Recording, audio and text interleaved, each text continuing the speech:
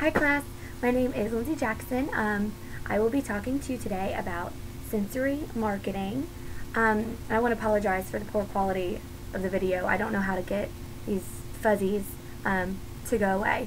But okay, sensory marketing. In definition, it's an effective tool in gaining sensory consumer insights for your marketing strategy.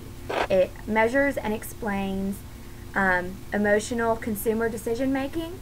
It spots and capitalizes on new market opportunities, maximizes profit for the product, and ensures first and repeat purchases, and lastly ensures long-lasting product success. When I think of sensory marketing, obviously it's your five senses. I'll talk about what the textbook says for some examples, and then I'll get to my own examples. There was an example that Procter & Gamble used in London. It was for an anti-dandruff shampoo, and the smell was a citrusy smell. They would line the subways with this smell with advertisements, so people would walk by and be like, oh, that smells so good. And so it was kind of more guerrilla marketing, but it still played on your senses, so it caught the attention, differently than just a regular commercial or magazine advertisement would do. So I think sensory marketing done right is really, really effective. To kind of show my way of explaining it, I went around my house and grabbed different products that I thought could really illustrate the sensory marketing and the obvious ways that they worked, because they're in my house and I went out and bought them. Let's see, the first one I'm going to do is sight. According to the sensory importance scale, sight is 58% important, which makes sense because we see everything. That's the main way of advertising is through seeing, is through sight. Which is one example which is really hard for me to find, because I could be here for hours, days, trying to show everything that is used by vision for sensory marketing. But if that's all that a brand is using to show that off, then they'd use bright, vivid colors, big, giant, huge advertisements that are really visually captivating. For example, billboards. You can't smell a billboard, you can't taste a billboard, you can't touch one. So billboards are kind of there in your face, and I think that's pretty visual. The next one I'm going to talk about is smell. Smell is kind of important to me. I think smell is important to a lot of people because it kind of brings back some nostalgia. If you smell a certain thing, it brings you back to a certain place, so it can also kind of go back on your emotions also. But smell is 45% importance, and what I use for smell is from my magazine. This Estee Lauder perfume. This one's another thing that's kind of in your face. It's in the magazine and you smell it right away. I just want to rub it all over me because it smells so good and go out and buy it.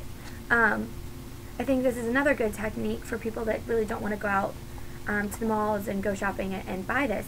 They can go get online, they can buy it without having to really read reviews. They already know how it smells. Another way that sensory marketing makes sense, is touch.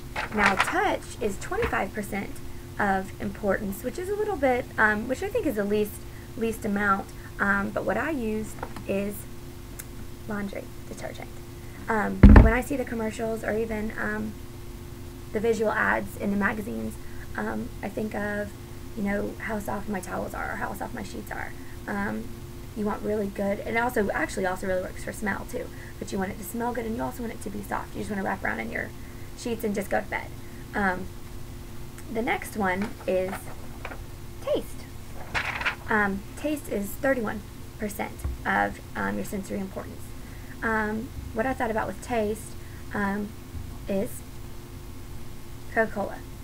I love Coca-Cola, especially the commercials where you have them unscrewing the cap, and they're going, go, go, go, go, go. And it's just like so good, and I'm so thirsty, and all I want to do is go out and buy a Coke. So they have the right idea. They are definitely playing on my senses, because this one is a little warm right now, so I kind of, even just looking at it, I want to go get another one. And the last one is sound. Sound is 41% importance. What I think of with sound, well, I also think of radio, because you can't, like I said, you can't see the radio, you can't touch it, you can't taste it, you hear it. But another example that I like for sound was this, my Rice Krispies. Snap, Crackle, Pop. The commercials, they've got, Snap, Crackle, Pop is almost just as famous as saying Rice Krispies.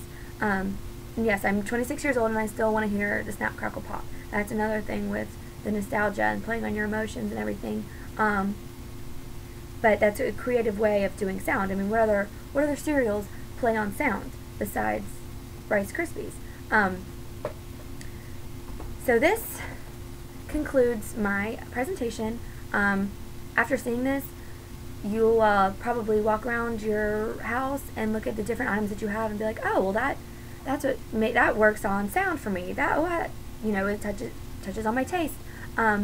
So you'll go around and you'll start seeing different things that really play on all your senses. And I think, sensory marketing is such a great idea, because you have them. Why not use all the senses? And it really, really works. It's kind of the guerrilla marketing strategy of the sensory marketing, the in-your-face, a different way of advertising. So thank you for listening. Have a good day.